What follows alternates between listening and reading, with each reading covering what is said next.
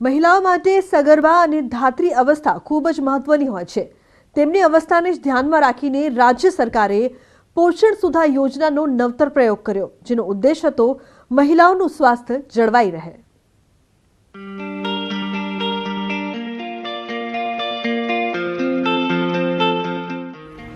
राज्य सरकारनी महत्वाकांक्षी पोषण सुधा योजना। सगर्भा અને ધાત્રીઓની ચિંતા કરતા પ્રધાનમંત્રી નરેન્દ્ર મોદીએ પોષણ સુધા યોજનાનું લોન્ચિંગ કર્યું। માતાના ગર્ભમાં રહેલા શિશુને અને બાળકને સ્તનપાન કરાવવા માટે જરૂરી પોષણ મળી રહે તે માટે રાજ્ય સરકારે પ્રાયોગિક ધોરણે વર્ષ 2017-18માં પોષણ સુધા યોજના શરૂ કરવામાં આવી।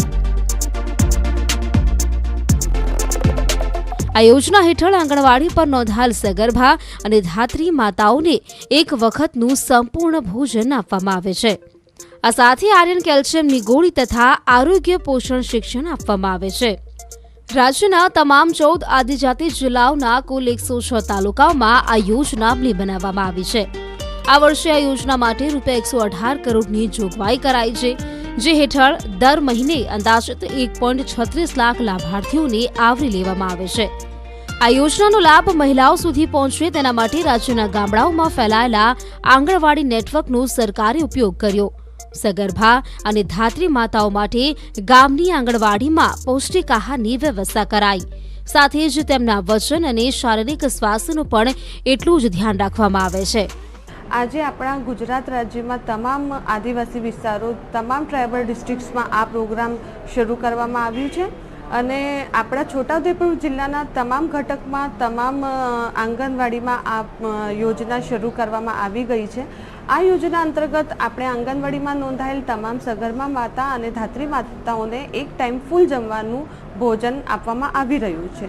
રાજ્યનો છેવાડાનું અને આંતરિયાળ જેવા છોટાઉદેપુર જિલ્લામાં આ યોજના ઘણી જ સફળ સાબિત થઈ।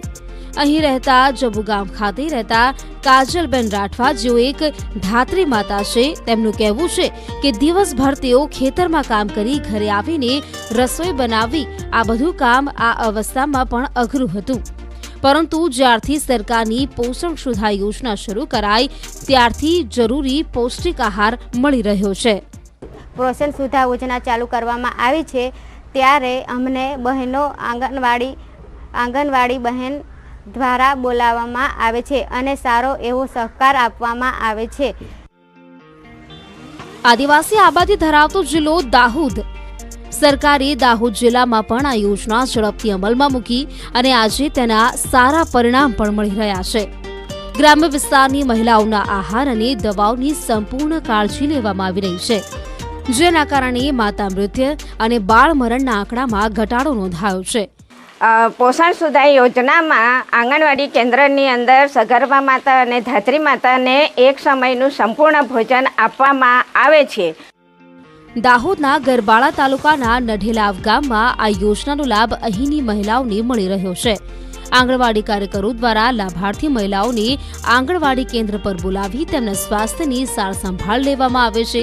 સાથે જ જે પૌષ્ટિક આહાર સહિતની જરૂરી ચીજ વસ્તુઓ પણ તેમને આપવામાં આવે છે। અમને અહીંયા દરરોજ બોલાવીને જમવાનું બપોરે ગરમ ગરમ આપે છે। જમ્યા પછી 1 કલાક પછી આયર્નની ગોળી અમને આપે છે અને અમારો દર મહિને વજન કરે છે અને 3 મહિના પછી ઊંચાઈ અને ડાબા હાથનો માપ લેવામાં આવે છે અને ઘરે અમને કેલ્શિયમની સાંજે ગોળી આપે છે, તે અમે લઈએ। મહીસાગર જિલ્લામાં પણ આ યોજના ઘણી જ કારગર સાબિત થઈ રહી છે। મહીસાગરના કડાણા અને સંતરામપુર તાલુકામાં 2017થી આ યોજના કાર્યરત છે। અહીં 1339 સગર્ભા મહિલાઓ અને 2274 ધાત્રી મળી કુલ 4821 મહિલાઓ આ યોજનાનો લાભ લઈ રહી છે। અંતરિયાળ વિસ્તારમાં જે કુપોષિત બાળકોની સમસ્યા હતી, તો રાજ્ય સરકારની આ યોજના દ્વારા આ પ્રશ્નનો હલ થયેલ છે। લાભાર્થી મહિલાઓને સોમવારથી શનિવાર સુધી એક ટાઈમ ગરમ ગરમ જમવાનું પીરસવામાં આવે છે, તો ગુરુવાર અને શુક્રવારે સંજીવની દૂધ યોજના અંતર્ગત દૂધ આપવામાં આવે છે। ભોજન બાદ મહિલાઓને વિટામિન અને કેલ્શિયમની ટેબ્લેટ આપવામાં આવે છે, જેથી મહિલાઓના વજન અને HBમાં પણ વધારો નોંધાઈ રહ્યો છે। આ સરકારશ્રીએ પોષણ સુવિધા યોજના કાઢી છે તેમાં બહુ ફાયદો છે. એમાં સોમવારથી શનિવાર સુધીનું પાકું ભોજન મળે છે અને આ યોજના કાઢી છે સરકારશ્રીએ સગર્ભા અને ધાત્રીઓ માટે સારી છે. તેમાંથી બાળક ને માતા બંને હેલ્ધી રહે અને હું સરકારશ્રીનો ખૂબ ખૂબ આભાર માનું છું. આદિવાસી વિસ્તારોમાં મહિલાઓમાં કુપોષણનું પ્રમાણ વધારે હોય છે, ત્યારે રાજ્ય સરકારનો પોષણ સુધા પ્રોજેક્ટ આદિવાસી મહિલાઓ માટે જાણે કે આશીર્વાદ બન્યો છે. એટલું જ નહીં, આદિવાસી વિસ્તારમાં કુપોષણ, બાળમરણ અને માતા મરણના આંકડાઓમાં પણ નોંધપાત્ર ઘટાડો થયો છે. પોષણ સુધા યોજનાના સારા પરિણામ રાજ્યના વિકાસને ગતિ આપી રહ્યા છે. તો બુલેટિનમાં હાલ બસ આટલું જ. આપ જોતા રહો ન્યૂઝ 18 ગુજરાતી. નમસ્કાર.